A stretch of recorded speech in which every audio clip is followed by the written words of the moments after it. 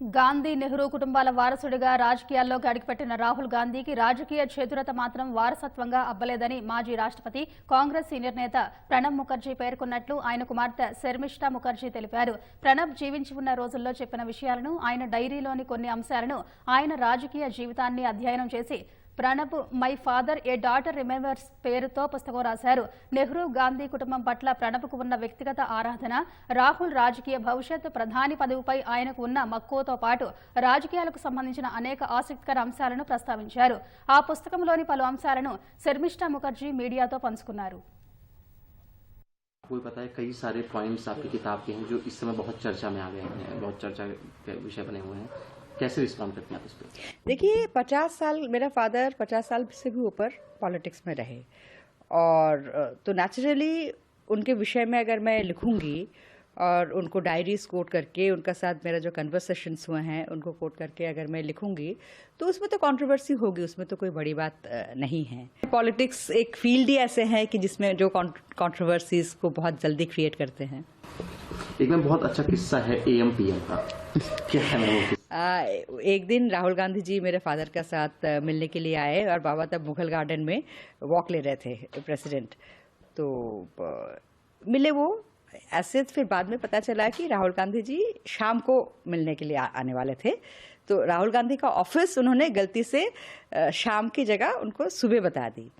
तो मुझे ADC से पता चला. तो फिर मैंने जब अपने बाबा से जिक्र करी इस बात को तो उन्होंने बोला कि थोड़ा सरकास्टिकली उन्होंने बोला कि अगर राहुल गांधी का ऑफिस को AM और PM का बीच में जो फर्क है वो नहीं पता तो एक दिन वो कैसे सोचते हैं कि PMO को चलाएंगे.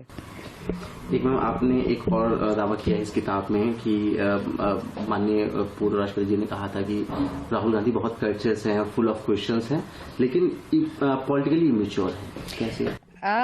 उनको ये लगा राहुल गांधी जी की कुछ स्टेटमेंट्स में, लेकिन उनकी डायरीज में बहुत ज्यादा राहुल गांधी जी के बारे में है नहीं.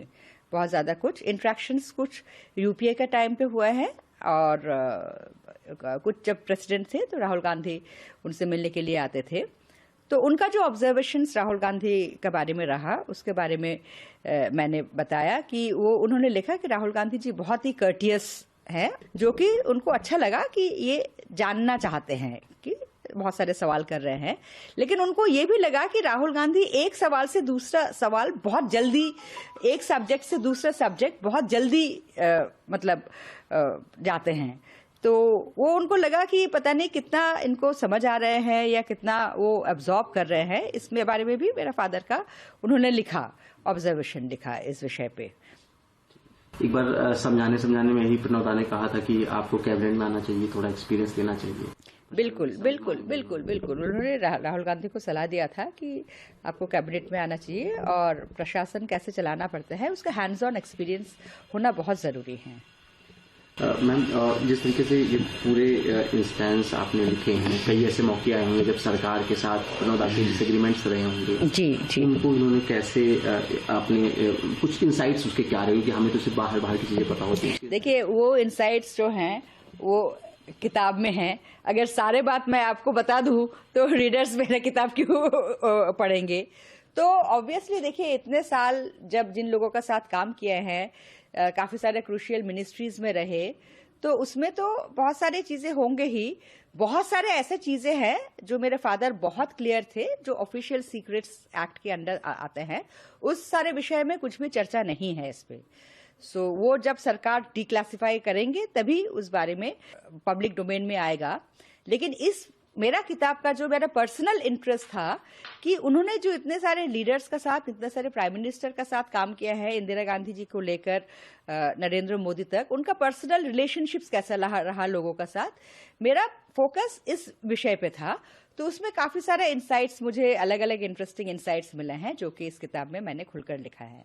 जिस तरीके से आपने कहा कि प्रणब ने कई सारे मंत्रियों और प्रधानमंत्रियों के साथ काम किया है, ये भी है कि खुद भी प्रधानमंत्री बनना चाहते थे. हाँ बिल्कुल बनना चाहते थे, लेकिन उनको ये भी पता था कि वो बनना चाहते हैं लेकिन वो बन नहीं पाएंगे. तो इस बात को उनको कोई डिसइल्यूशनमेंट में नहीं था कि एक दिन बनेंगे. बट हाँ ऑफकोर्स वो बनना चाहते थे.